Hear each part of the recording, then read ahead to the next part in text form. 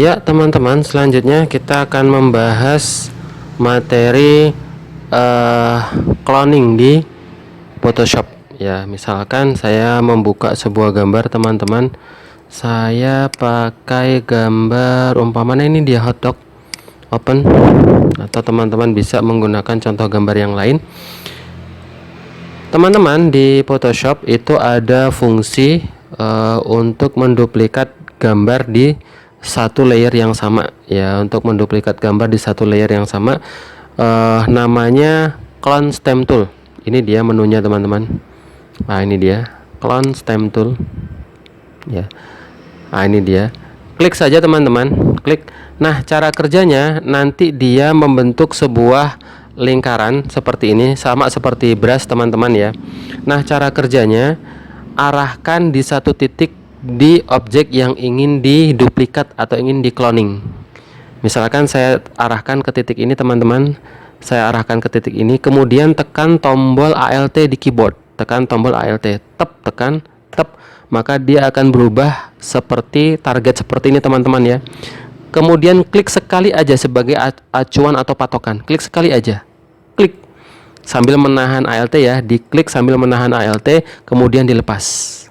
Nah, arahkan saja teman-teman di tempat yang ingin di duplikat atau di cloning. Misalkan saya arahkan di bawah ini, saya klik tahan, disapukan seperti ini teman-teman.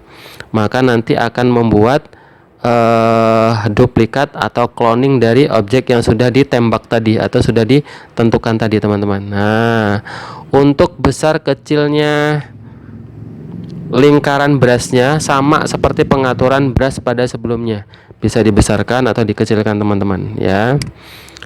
Sama pembahasannya, sama seperti materi sebelumnya di bagian brush. Nah, seperti ini teman-teman. Nah, dia akan menghasilkan objek yang sama persis sesuai dengan objek yang ditembak tadi atau dikunci tadi. Nah, itu efek dari clone stem tool ya. Nah, biasanya teman-teman, efek clone stem tool ini juga bisa dimanfaatkan untuk menyamarkan. Misalkan contoh ya, saya buka sebuah gambar teman-teman. Misalkan gambar ini, ini teman-teman, gambar face. Nah, bisa digunakan untuk ini teman-teman ya, bisa digunakan untuk menyamarkan ini. Jadi clone stem tool ini ya, dengan acuan patokan brushnya, hardnessnya jangan terlalu tebal, kita buat hardnessnya agak smooth aja ya, dan diameternya teman-teman menyesuaikan, untuk diameternya menyesuaikan saja. Misalkan diameternya saya agak kecilkan, jadi gini ya teman-teman, diameternya saya agak kecilkan. Nah, seperti ini. Kemudian arahkan di tempat yang tidak ada nodanya teman-teman. Klik di sini misalkan, klik, kemudian klik yang ada nodanya, klik, maka dia akan tersamarkan teman-teman. Klik di sini tidak ada nodanya, klik di yang ada nodanya.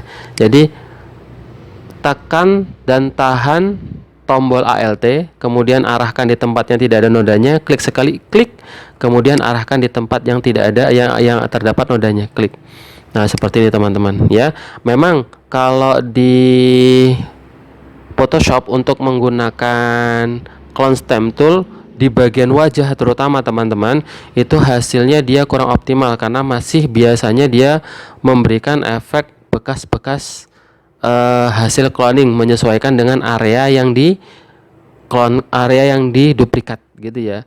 Nah, jadi tergantung nanti teman-teman mengedit areanya itu berdasarkan area sekitar yang sama persis. Misalkan tidak begitu banyak perbedaannya. Misalkan untuk yang ini, klik di sini teman-teman, kemudian arahkan ke sini, maka akan tidak terlalu terlihat. Walaupun kalau untuk bagian wajah seperti ini teman-teman ya, saya tidak menyarankan untuk menggunakan clone stem tool. Ada lagi fungsi lain dari clone stem tool ini, masih temannya clone stem tool, yaitu ini teman-teman, namanya ini dia, healing brush tool dan patch tool. Ini hasil untuk duplikasinya dia lebih halus ya, healing brush tool dan patch tool.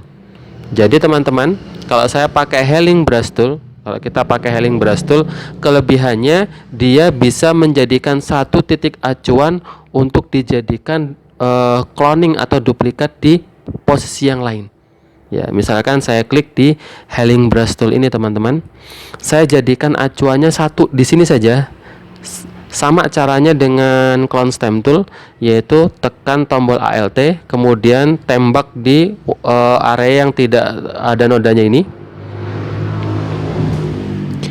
Klik sekali teman-teman, klik. Nah, patokan satu titik itu teman-teman bisa berlaku untuk semuanya. Bisa berlaku di sini kita klik-klik, bisa berlaku di sini kita klik-klik. Di sini juga bisa, di sini juga bisa, di sini juga bisa.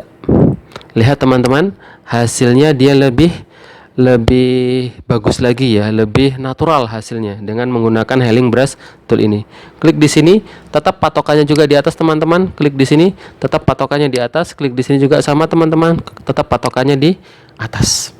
Jadi itu salah satu kelebihan dari healing brush tool. Jadi hasilnya lebih halus dan satu titik acuan bisa dipakai untuk semua area yang masih berhubungan warnanya itu. Nah, kurang lebih seperti itu. Masih saudaranya dengan healing brush tool teman-teman ya, masih saudaranya dengan healing brush tool, ada yang namanya patch tool teman-teman. Nah, ada yang namanya patch tool. Ini dia. Ada yang namanya patch tool. Patch tool ini fungsinya sama dengan healing brush tool, cuman cara kerjanya yang berbeda.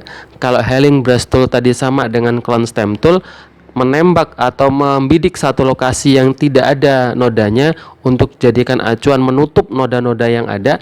Tapi kalau patch tool itu kita menyeleksi dulu nodanya, kemudian arahkan ke tempat yang tidak ada noda. Jadi caranya seperti ini teman-teman, diklik saja. Kita seleksi seperti menggunakan lasso tool. Klik tahan, area yang ada nodanya ini ditandai teman-teman, lepas. Nah, kemudian klik tahan area ini, klik tahan, arahkan ke tempat yang tidak ada nodanya, lepas. Ya, seperti ini. Kalau ingin menghilangkan seleksi, select, select. Hasilnya juga rapi sama dengan healing brush tool, cuman dia harus diseleksi dulu teman-teman. Areanya harus diseleksi dulu, kemudian arahkan ke tempat yang tidak ada nodanya. Ya, itu tadi teman-teman clone stem tool, healing brush tool, dan patch tool. Oke teman-teman, kita lanjutkan lagi materi salah satu materi di Adobe Photoshop yang akan kita bahas pada kesempatan kali ini, yaitu image transformation ya, image transformation. Misalkan saya membuka sebuah gambar teman-teman, gambar umpama gambar ini dan gambar ini misalkan teman-teman ya, umpama open. Nah, seperti ini teman-teman. Saya langsung aja masukkan gambar ini ke sini. Seperti ini teman-teman. Nah, ya.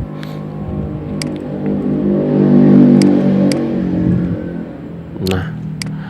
Oke, teman-teman. Jadi di Photoshop itu ada yang namanya transformasi gambar atau image transformation.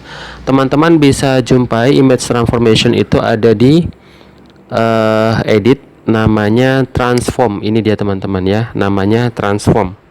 Ini dia. Ini dia transform. Ini dia menu-menu transformnya. Ya, ini dia. Oke. Nah, ini juga teman-teman bisa teman-teman jumpai ketika memilih atau mengklik salah satu titik node-nya ini di objek, misalkan ini atau ini, sampai dia berubah jadi satu kesatuan seperti ini teman-teman. Itu tinggal diklik kanan aja, klik kanan, maka akan muncul menu-menu dari image transformation itu teman-teman. Ada freeform, scale, rotate, skew, distort, perspective, wrap, dan lain sebagainya teman-teman ya. Nah, ini dia memiliki fungsi masing-masing. Seperti misalkan kalau rotate teman-teman, itu untuk perputaran, nanti panahnya dia akan berubah seperti ini teman-teman ya, tanda panahnya agak melengkung. Itu fungsinya untuk memutar objek teman-teman. Klik tahan, putar aja. terserah teman-teman. Nah, seperti ini ya, itu fungsi dari rotate. Ada juga fungsi dari skew, ini skewing ya. Teman-teman klik tahan aja, maka dia akan berubah pengaturannya sesuai yang kita arahkan menggunakan mouse. Klik tahan aja ya, entah itu horizontal ataupun vertikal. Nah, seperti ini ya.